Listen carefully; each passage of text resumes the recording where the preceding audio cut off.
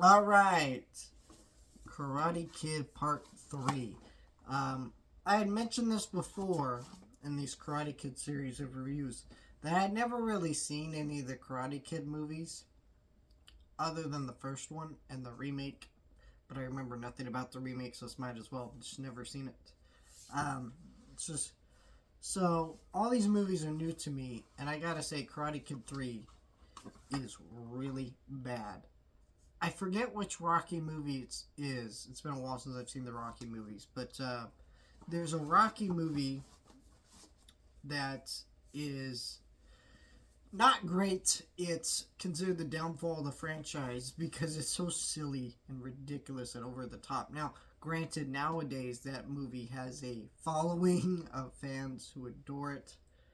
Um, they don't. They have love for that movie because, well, at the end of the day, it's their it's their kind of movie in the sense that it's so fun and over the top, right? But at the end of the day, it's still not a great movie in retrospect, and that's kind of Karate Kid 3. And I mention that because I mentioned this in the first review.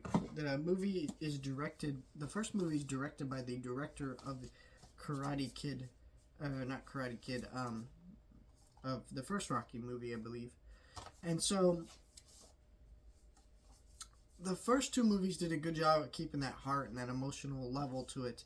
Karate Kid 2 is not a great movie, but it's a good movie. It has a lot of emotions to it. Part 3 is bad. It's basically this movie is kind of weird because I only want to say it's Karate Kid Part 3. I want to say it's Karate Kid Part 2 in a weird way because it literally deals with the direct aftermath of the first movie.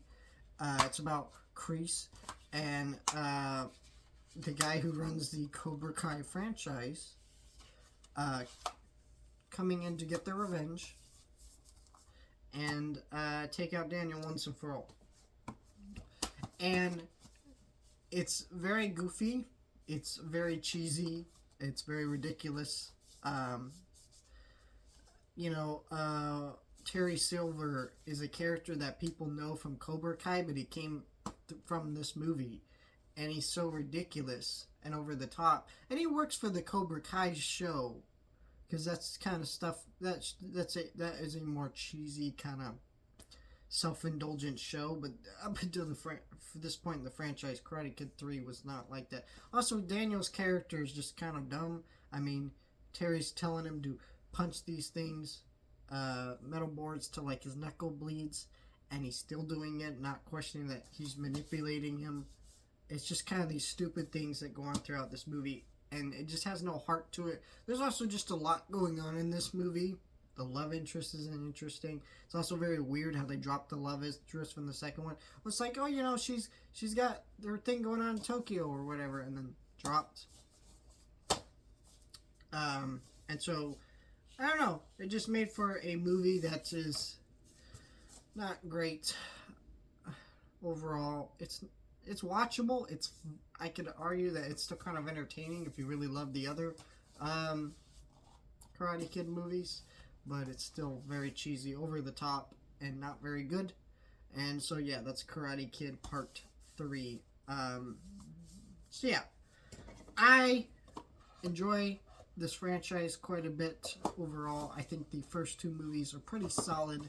Part 3 is just not great. And next week we'll be talking about the next Karate Kid, and then we'll talk about the Karate Kid remake, and then move on to Lilo and Stitch stuff. So let me know your thoughts, like, share, and subscribe. Thank you guys for watching.